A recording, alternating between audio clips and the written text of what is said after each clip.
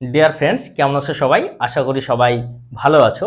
আজকের ক্লাসে আমরা প্রফিট অ্যান্ড লস অর্থাৎ লাভ ক্ষতি থেকে 5টি গুরুত্বপূর্ণ টাইপসের বেশ কিছু প্রশ্নের সমাধান করার চেষ্টা করব। আমার বিশ্বাস আজকের ক্লাসটি করার পর তোমাদের এই ধরনের অঙ্কগুলি ভবিষ্যতে সমাধান করতে কোনোরূপ সমস্যা হবে না। তো চলো দেখে নেওয়া যাক প্রথম টাইপসের প্রথম প্রশ্নে কি বলছে। একটি দ্রব্যে ক্রয় মূল্যের উপর 10% লাভ হলে বিক্রয় মূল্যের উপর শতকরা লাভ কত হবে? এই ধরনের প্রশ্ন কিন্তু বারবার বিভিন্ন এক্সামে আসতে দেখা যায়। দেওয়া থাকে ক্রয় মূল্যের উপর লাভ, বলা থাকে বিক্রয় মূল্যের উপর লাভ কত হবে, বা কখনো কখনো দেওয়া থাকে বিক্রয় মূল্যের উপর লাভ, ক্রয় মূল্যের উপর লাভ কত হবে। তো যাই হোক, অঙ্কগুলি খুব সহজেই কিন্তু সমাধান করা যায়। আমরা এই অঙ্কগুলি করার ক্ষেত্রে বা অলমোস্ট সমস্ত অঙ্ক করার ক্ষেত্রে একটা ভুল করি, সেটা হলো প্রশ্নটাকে খুব মন দিয়ে না পড়া। অন্যান্য সাবজেক্টের প্রশ্নগুলি আমরা নর্মালি পড়তে পারি, কিন্তু অঙ্কের প্রশ্নে যেহেতু লজিক থাকে এবং আমাদেরকে লজিক খণ্ডন করতে হয়, তাই অঙ্কের প্রশ্নটা পড়ার সময় অবশ্যই পূর্বের অংশটা মাথায় রাখার চেষ্টা করতে হয়। তো যাই হোক, অঙ্কগুলি খুবই সহজ। চলো এই প্রশ্নের সমাধান করা যাক। কি বলছে যে ক্রয় মূল্যের উপর 10% লাভ, তাহলে ক্রয় মূল্যকেই আমরা 100 ধরে নিই, অর্থাৎ কস্ট প্রাইস সিপি। তাহলে বিক্রয় মূল্য কত হবে? লাভ যেহেতু 10 টাকা, 100 টাকায় লাভ 10 টাকা, 10% মানে কি 100 টাকায় 10 টাকা, তাহলে সেলিং প্রাইস হবে 110 টাকা। এক্সাম হলে তোমাদের এগুলো করার প্রয়োজন নেই, আমি যেহেতু তোমাদেরকে বোঝানোর চেষ্টা করছি তাই আমি এগুলো লিখছি। ঠিক আছে, তাহলে দেখো কস্ট প্রাইস পেয়েছি, সেলিং প্রাইস পেয়েছি। কস্ট প্রাইসের ওপর অর্থাৎ ক্রয় মূল্যের ওপর শতকরা লাভ 10 টাকা, তাহলে বিক্রয় মূল্য কত হলো? 110 টাকা। এই তো ফান্ডা। এবার কি বলেছে? বিক্রয় মূল্যের ওপর, ঠিক আছে, বিক্রয় মূল্য 110 টাকা। ওকে, বিক্রয় মূল্যের ওপর লাভের শতকরা হার কত? তাহলে 110 টাকায় লাভ, দেখো বিক্রয় মূল্যের ওপর অর্থাৎ 110 টাকায় লাভ 10 টাকা, তাহলে 100 টাকায় কত? এটাই কিন্তু আমাদের কাছে চেয়েছে। তাহলে এই শূন্য কেটে গেল, 100/11 পড়ে থাকলো, এটা সমান কত? 9×1=11। অর্থাৎ এই লেনদেনে বা এই ট্রানজাকশনে লাভ হলো কত? বিক্রয় মূল্যের উপর 9×1=11%। রয়েছে দেখো তোমার অপশন সি এ, অর্থাৎ সি ফর ক্যাট হবে এই প্রশ্নের সঠিক অ্যান্সার। তো চলো এই টাইপসের আরো একটা প্রশ্নের সমাধান করা যাক। প্রশ্নে কি বলেছে দেখো, প্রতি ডজন কলা 18 টাকায় কিনে প্রতিটি কলা 2 টাকা করে বিক্রয় করলে বিক্রয় মূল্যের উপর শতকরা লাভ বা ক্ষতি কত হবে?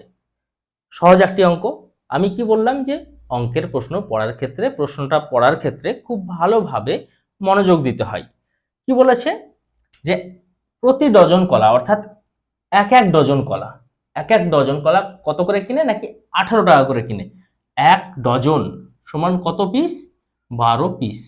ঠিক আছে, এক ডজন সমান 12 পিস, অর্থাৎ 12 পিস কলা সে কত টাকায় কিনে? 18 টাকায়। ঠিক আছে, 18 টাকায় কেনে, অর্থাৎ এটা কি? CP, cost price. বিক্রি করে কত করে? 12 পিস কলা বিক্রি করে প্রতি পিস 2 টাকা করে, এটা বলাই আছে, তাহলে 24 টাকা। অর্থাৎ সেলিং প্রাইস কত? 24 টাকা। প্রফিট বা লাভ কত? প্রফিট 6 টাকা। ঠিক আছে, প্রফিট 6 টাকা। প্রশ্নে কি বলেছে? বিক্রয় মূল্যের উপর লাভ বা ক্ষতি কত? বিক্রয় মূল্য কত? 24। বিক্রয় মূল্যের উপর দেখো লাভ হয়েছে, ঠিক আছে, কম টাকায় কিনেছি, বেশি টাকায় বিক্রয় করেছি, তার মানে নিশ্চয়ই লাভ হয়েছে। তাহলে 24 টাকার উপর লাভ 6 টাকা, 100 টাকাই কত? এটাই চেয়েছে। ঠিক আছে, তাহলে দেখো 4×4 = 24, 4×25=100। অর্থাৎ এই প্রশ্নের সঠিক অ্যান্সার হবে 25%। রয়েছে দেখো তোমার অপশন এ, অর্থাৎ এ ফর আলতামাস, নিজের নামটা বলতে ভালোই লাগে, হবে এই প্রশ্নের সঠিক অ্যান্সার। দ্বিতীয় টাইপসের প্রথম প্রশ্ন, একটি বইয়ের ধার্য মূল্যের উপর দুবার পরপর 10% এবং 12% ছাড় দিলে বইটির সমতুল্য ছাড় কত? অর্থাৎ প্রথমে 10%, তারপরে আবার 12% ছাড় দেওয়া হয়েছে, তাহলে সমতুল্য ছাড় কত হয়েছে সেটাই কিন্তু চাইছে। ছাড় দেখ বা ক্ষতি হোক বা লাভ হোক, বা একবার লাভ হোক একবার ক্ষতি হোক, বা একবার ক্ষতি হোক একবার লাভ হোক, যাই বলুক না কেন, একটা অব্যর্থ তোমাদেরকে সূত্র মনে রাখতে হবে। সূত্রটা কি? A plus B plus A B by 100। এটা একদম অব্যর্থ মূলম। তোমার হাতে ব্যথা হোক, পায়ে ব্যথা হোক, বা যেখানেই ব্যথা হোক, যদি সেটা চোট লাগা ব্যথা হয়, অর্থাৎ এই ধরনের অঙ্কের ক্ষেত্রে হয়, এই মলমটুক লাগালেই সব ব্যথা সেরে যাবে, অর্থাৎ সব অঙ্ক হয়ে যাবে। এ কি? এ হলো প্রথমে লাভ বা ক্ষতি, বি কি? দ্বিতীয় ক্ষেত্রে লাভ বা ক্ষতি। এই অঙ্কের ক্ষেত্রে এ 10%, বি 12%। কিন্তু কি বলেছে? ছাড় অর্থাৎ ক্ষতি। ছাড় মানে ক্ষতি, ক্ষতি মানে কমের দিক যাচ্ছে। দেখো, একটাই সূত্র মনে রাখতে হবে, ছাড় দিচ্ছে তার মানে কি নেগেটিভ হচ্ছে, কমে যাচ্ছে। যদি লাভ হয় তাহলে কি পজিটিভ হয়, ঠিক আছে? সুতরাং শুধু যদি কমে যায়, ক্ষতি হয়, সেই ক্ষেত্রে আমরা কি করব? মাইনাস সাইন একটা ব্যবহার করব সামনে। তাহলে এই অঙ্কটার সমাধান কিভাবে করব? দেখো, প্রথমে 10% ছাড় দিল, তার মানে -10। তারপরে 12% ছাড় দিল, বাই -12 প্লাস -10, এখানে যা থাকবে সেটা এখানে উঠে যাবে, -12/100। এটা এটা ভ্যানিস, মাইনাসে মাইনাসে প্লাস, ঠিক আছে? -10 -12 -22, ঠিক আছে? দেখো, এখানে একটা শূন্য, এখানে একটা শূন্য কেটে গেল, ঠিক আছে? 10 আর 12 গুণ আকারে আছে, তাই কিন্তু কাটতে পারছি, যোগ আকারে থাকলে কাটতে পারতাম না, তাই না? তাহলে দেখো, এখানে কি পড়ে থাকলো? 12/10, তার মানে যোগ 1.2। 12/10 মানে কি 1.2, মাইনাস 20.8। এই মাইনাস কি ডিনোট করছে? ছাড়, ছাড় দিয়েছে বা ক্ষতি হয়েছে।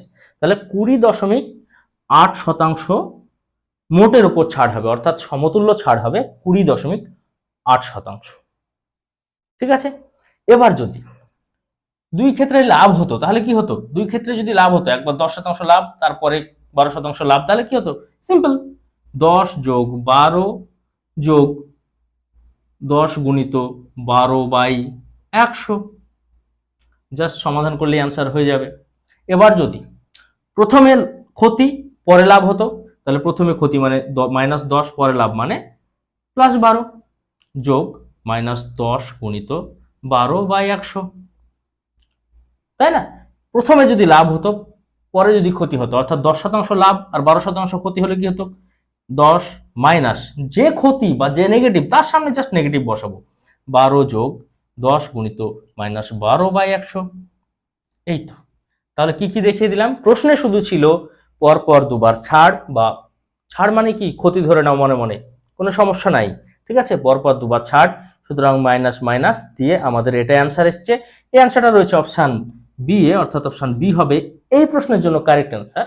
বাট যদি কি থাকতো যে দুবারই লাভ হতো, এই প্রশ্নটাই যদি বলতো একটি বই প্রথমে বিক্রয় করার পর 10%, পরে বিক্রয় করার পর 12% লাভ হয়, তাহলে সমতুল্য লাভ কত? তাহলে এইটুকু সমাধান করতো, তাহলে অ্যান্সার চলে আসবে। এবার প্রথমে ধরো 10% ক্ষতি, পরে 12% লাভ, তাহলে এটা অ্যান্সার।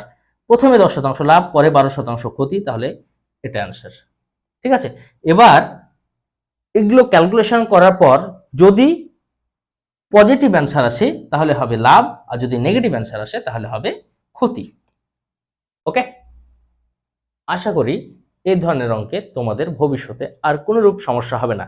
তো যাই হোক, এই ধরনের আরো একটি প্রশ্নের সমাধান করা যাক।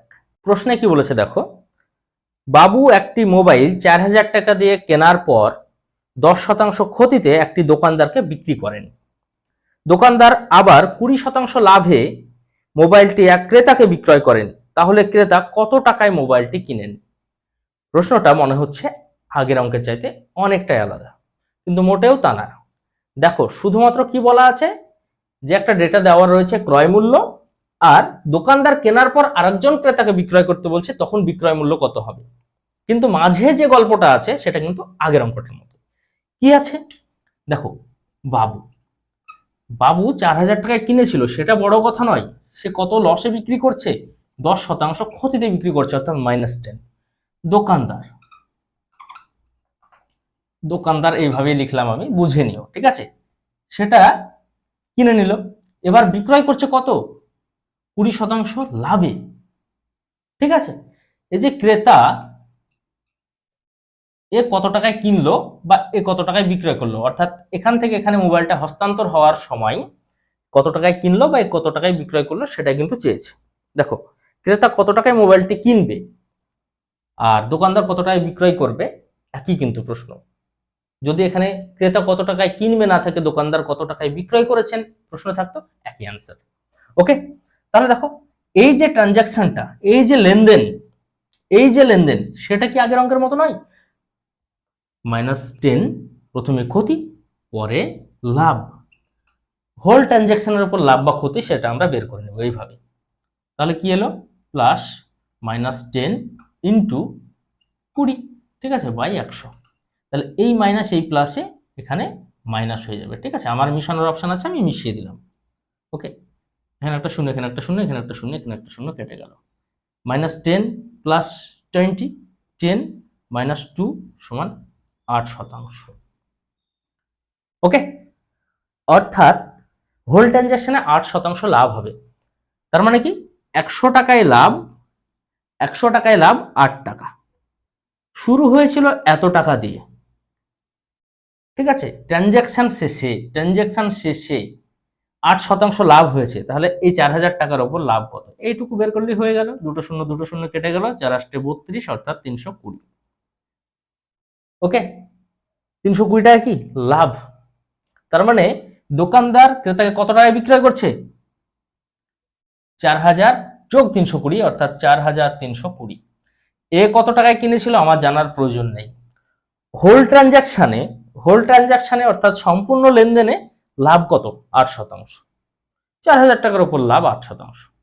আমি এক্সাম হলে কি করব, এক্সাম হলে জাস্ট প্রশ্ন পড়ার পরই এখানে দাঁড় করিয়ে দিব হোল ট্রানজাকশনে, সম্পূর্ণ ট্রানজাকশনে লাভ কত, 8%।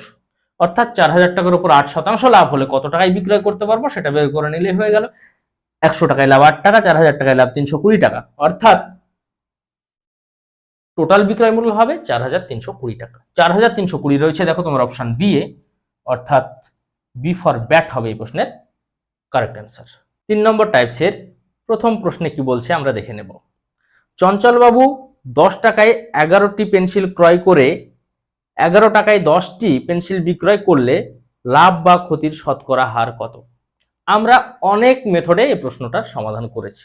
ট্র্যাডিশনাল মেথড হয়তো আমাদের অনেকেরই জানা আছে, কিন্তু আজকে যে পদ্ধতিতে করব সেটা হলো সবচাইতে দ্রুত পদ্ধতি। তোমাদের হয়তো অনেকে জানা আছে, তারপরেও যাদের জানা নেই তারা অবশ্যই খুব মন দিয়ে দেখো, আর যাদের জানা আছে তারা অতি অবশ্যই আরেকবার রিভাইজ করে নাও। তবে মাথায় রেখো, এই ধরনের অঙ্কগুলি করার ক্ষেত্রে প্রশ্নটা খুব ধ্যান দিয়ে পড়তে হবে, ঠিক আছে, এবং টাইপসটাকে খুব ভালোভাবে ধরতে হবে। টাইপসটা কি, দুটো ট্রানজাকশন হচ্ছে, কিছু টাকায় কিছু দ্রব্য কিনছে, কিছু প্রোডাক্ট কিনছে, এবং দ্বিতীয় অংশে কি বলছে যে কিছু দ্রব্য কিছু টাকায় বিক্রয় করছে, ঠিক আছে, যেটা হয় আর কি কেনা বেচার ক্ষেত্রে। এখন এই অঙ্কটার সমাধান দ্রুত কিভাবে করব সেটাই আমাদের জানার বিষয়। সেই ক্ষেত্রে প্রোডাক্ট একটু ভুল হলেই কিন্তু শর্ট ট্রিক্স কাজে লাগবে না, আর প্রাইস এইটুকু আমাদেরকে লিখতে হবে। প্রোডাক্ট আগে, প্রাইস পরে। জেনারেল হিসাব করো, দোকানে গেলে বা শপিং মলে গেলে তোমরা অবশ্যই আগে প্রোডাক্টটা নাও, তারপরেই টাকা দাও। তাহলে প্রোডাক্ট আগে টাকা পরে, প্রোডাক্ট আগে টাকা পরে, ইন জেনারেল, তাই না? তাহলে এই ধরনের অঙ্কগুলির ক্ষেত্রে আমরা এই প্রোডাক্ট কথাটা এবং প্রাইস কথাটা পরপর লিখব, ঠিক আছে। এক্সাম হলে এত কিছু লিখবো মোটেও না, নিজের বোঝার মতো কিছু একটা লিখলেই হলো। প্রোডাক্ট প্রথম শর্তে কি বলছে দেখো, চঞ্চলবাবু 10 টাকায় 11টি পেন্সিল ক্রয় করে। তাহলে প্রাইসের ঘরে 10 টাকা আছে, প্রোডাক্টের ঘরে 11টি পেন্সিল অর্থাৎ প্রোডাক্ট আছে। ওকে, তারপরে কি বলছে, 11 টাকায় 10টি পেন্সিল বিক্রয় করেন। 11 টাকায় 10টি পেন্সিল বিক্রয় করেন। এইভাবে লিখে নিতে পারলে এই অঙ্কগুলি শেষ। এইভাবে লিখে নিতে পারলেই শেষ। কিভাবে? এই বরাবর গুণ করো, 11 গুণিত 11 কত হয়, 121। এটা হবে এসপি বা সেলিং প্রাইস। এই বরাবর লিখো, গুণ করো, দিয়ে লিখো 100, এটা হবে কস্ট প্রাইস। ওকে, কস্ট প্রাইস আগে হবে, সেলিং প্রাইস পরে হবে। প্রোডাক্ট আগে নিব, প্রাইস পরে দিব। এই ধরনের অঙ্কগুলি পড়ার পরই প্রোডাক্ট আগে নিব, প্রাইস পরে দিব, জাস্ট প্রোডাক্ট প্রাইস ক্রস গুণ করব, এদিকে যেটা পাবো সেটা সেলিং প্রাইস, এদিকে যেটা পাবো সেটা ক্রস প্রাইস। তাহলে 100 টাকায় লাভ হয়েছে 21 টাকা, শতকরা লাভ চেয়েছে, তাহলে এখান থেকে সরাসরি বেরিয়ে গেল যে শতকরা লাভ 21%। ওকে, 21% রয়েছে দেখো তোমার অপশন সি এ, অর্থাৎ অপশন সি হবে এই প্রশ্নের কারেক্ট আনসার। চলো এই ধরনের আরো একটি প্রশ্নের সমাধান করা যাক, যেন এই বিষয়টাই একদম ক্লিয়ার হয়ে যায়। প্রশ্নে কি বলেছে দেখো, এক দোকানদার টাকায় 5টি করে চকলেট কিনে টাকায় 4টি করে চকলেট বিক্রয় করলে লাভের শতকরা হার কত? তাহলে কি বললাম, প্রোডাক্ট, ঠিক আছে, প্রাইস, টাকায় মানে 1 টাকায় 5টি প্রোডাক্ট কিনেছে, 1 টাকায়, টাকার জায়গাতে যেটা আছে সেটাই থাকবে, 4টি প্রোডাক্ট বিক্রয় করেছে, ঠিক আছে। তাহলে লাভের শতকরা হার কত? সেলিং প্রাইস কত? 5 একে 5, কস্ট প্রাইস কত? 4 একে 4, এটা কি কস্ট প্রাইস, এটা সেলিং প্রাইস। তাহলে 4 টাকায় লাভ কত হয়েছে? 4 টাকায় লাভ হয়েছে 1 টাকা, তাই না? তাহলে 4 টাকার উপর লাভ হয়েছে 1 টাকা, তাহলে 100তে কত? 4 25 100, অর্থাৎ 25, 20 লিখছি কেন, 25%। 25% রয়েছে দেখো তোমার অপশন এ, অর্থাৎ এ ফর আলতামাস হবে এই প্রশ্নের কারেক্ট আনসার। আশা করি এই ধরনের অঙ্কগুলি যদি তোমাদের এক্সামে আসে আর কখনোই ভুল হবে না, বেশি সময় লাগবে না। 4 নম্বর টাইপসের প্রথম প্রশ্ন, একটি দোকানদার 12% লাভে একটি দ্রব্য বিক্রয় করে, সে যদি আরো 9 টাকা বেশি মূল্যে বিক্রয় করতে পারত তবে তার 15% লাভ হতো, দ্রব্যটির ক্রয় মূল্য কত? খুবই সহজ একটি অঙ্ক, জাস্ট একটু তোমাদেরকে বোর্ডের দিকে খেয়াল করতে হবে, আর কখনোই ভুল হবে না আমার বিশ্বাস। দেখো, সে 12% লাভে বিক্রয় করেছে, সে যদি আরো 9 টাকায় বেশিতে বিক্রয় করতো, 9 টাকা বেশিতে বিক্রয় করতো, 12% লাভে সে বিক্রয় করেছে, তারপরে সে দেখলো আরো যদি 9 টাকা বেশিতে বিক্রয় করতাম তাহলে আমার লাভ হতো কত? 15%, ঠিক আছে। অর্থাৎ শতকরা লাভের পার্থক্য কত? 3%। এই যে শতকরা লাভের পার্থক্য 3%, সেটা টাকায় কত? এই 9 টাকা। এই যে 12% থেকে 15% লাভ হতো কখন? যদি 9 টাকা বেশিতে বিক্রয় করতো, তাহলে কি শতকরায় লাভ হতো 3% আর টাকায় লাভ হতো 9 টাকা, তার মানে 3% সমানই 9 টাকা। এইটুকুই শুধু বোঝার ছিল। তাহলে ক্রয় মূল্য কত হয়? সবসময় 100%। তাহলে 3% সমান 9 টাকা, 1% সমান 3 টাকা। ওকে, তাহলে 100% সমান কত? 100% সমান 300 টাকা, অর্থাৎ দ্রব্যটির ক্রয় মূল্য 300 টাকা। 300 টাকা রয়েছে তোমার অপশন ডি এ, অর্থাৎ অপশন ডি হবে এই প্রশ্নের সঠিক অ্যান্সার। চলো এই ধরনের আরো একটি প্রশ্নের সমাধান করা যাক। প্রশ্নে কি বলেছে দেখো, এক কাপড় দোকানের একটি শাড়ি বিক্রয় করে 5% ক্ষতি হয়, তিনি যদি 60 টাকা বেশি মূল্যে বিক্রয় করতে পারতেন তবে তার 10% লাভ হতো, শাড়িটির ক্রয় মূল্য কত? ঠিক আগের অঙ্কটার মতোই। আগের অঙ্কটায় কি হয়েছিল? প্রথমে লাভ হয়েছিল, তারপরে বেশি লাভ হয়েছিল। এখানে কি প্রথমে ক্ষতি, তারপরে লাভ, কোনো প্রবলেম নেই, একই ব্যাপার। আমি তোমাদেরকে কি বলছি, ক্ষতি মানে মাইনাস, জাস্ট 5% মাইনাস ভেবে নাও, মাইনাস সাইড দিয়ে দাও, ক্ষতি মানে মাইনাস। ওকে, কি এবার যদি সে 60 টাকায় বেশিতে বিক্রয় করতে পারতো তাহলে তার 10% লাভ হতো। এখান থেকে এটা কত শতাংশ বলো তো? এই জায়গাটা ভুল করলে চলবে না, এটা হলো 15%। এই জায়গাটা ভুল করলে আমি সামনে থাকলে পিটাবো। -5%, সেখান থেকে প্লাস 10 আসছে, তাহলে টোটাল জার্নি কত? 15%। এই 15% কখন? যদি 60 টাকা বেশি হয়, তাহলে 15% সমানই 60 টাকা, তাহলে 1% সমান কত? 60/15। 100% সমান কত? 60/15 মানে কত? 4, তার মানে 400 টাকা। অর্থাৎ শাড়িটির ক্রয় মূল্য ছিল 400 টাকা। 400 টাকা রয়েছে দেখো তোমার অপশন এ, অর্থাৎ এ ফর অ্যাপেল হবে এই প্রশ্নের কারেক্ট অ্যান্সার। ওকে, 5 নম্বর টাইপসের এই প্রশ্নে কি বলছে দেখো, দুটি চেয়ারের মধ্যে একটি চেয়ার 12% লাভে এবং অপর চেয়ারটি 12% ক্ষতিতে বিক্রয় করলে মোটের উপর শতকরা কত লাভ বা ক্ষতি হবে? প্রশ্নটা পড়ার পর হয়তো তোমরা অনেকেই বুঝতে পারছো দ্বিতীয় টাইপসের সূত্রে ফেলে দিলেই অঙ্কটা করা যাবে। এক্স্যাক্টলি ঠিক ধরেছো। তারপরেও এটা আলাদা টাইপস হিসাবে কেন আমি ট্রিট করছি, তার কারণ এই প্রশ্নের সমাধান করানো নয়। এই প্রশ্নের সমাধান অবশ্যই ওই সূত্রের চাইতেও সহজভাবে করাবো। তার আগে বলি কেন এই প্রশ্নের সমাধান করছি।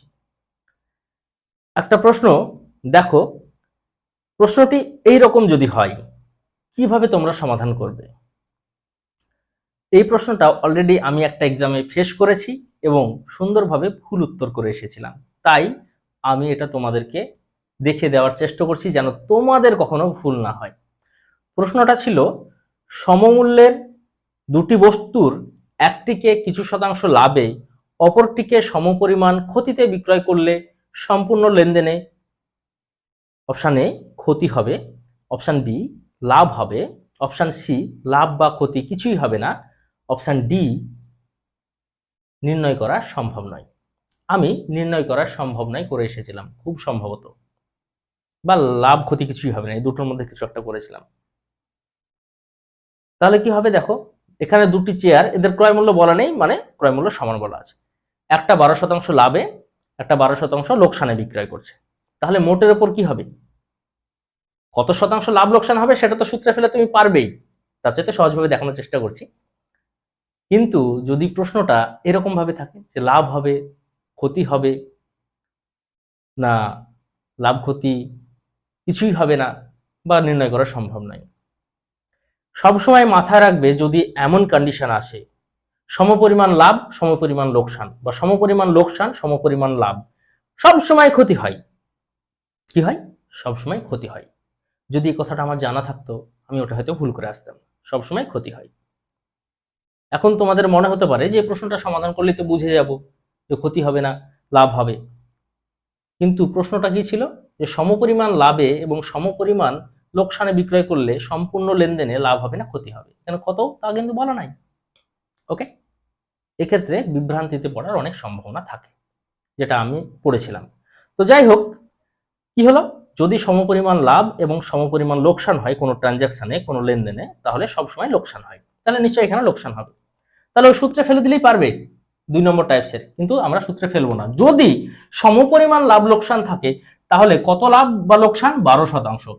তাহলে 12 স্কোয়ার করে দাও বাই 100, এটা লোকসান হবে, সবসময় লোকসান হবে। কি বললাম? সবসময় ক্ষতি হবে।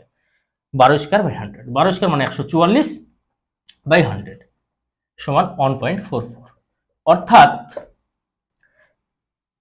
মোটের উপর শতকরা 1.44% ক্ষতি হবে। কি বললাম? যদি সমপরিমাণ লাভ ক্ষতি হয় এবং সেটা এইভাবে নির্ণয় করতে দেয় এই প্রশ্নের মতো, তাহলে যেটা লাভ বা ক্ষতি হচ্ছে তার স্কোয়ার বাই 100, এটা কি হবে? সবসময় ক্ষতি হবে। ওকে, তোমরা 2 নম্বর টিপসেও ফেলে করতে পারো, কোনো সমস্যা নেই, কিন্তু এটা আরো সহজ যদি সমপরিমাণ দেওয়া থাকে। ওকে, তো যাই হোক, আজকের মতো এই পর্যন্তই। যদি ক্লাসটি ভালো লাগে অবশ্যই লাইক করো এবং চ্যানেলটিকে অবশ্যই সাবস্ক্রাইব করে রাখো। দেখা হচ্ছে পরের ক্লাসে, ততক্ষণ সবাই সুস্থ থেকো, ভালো থেকো।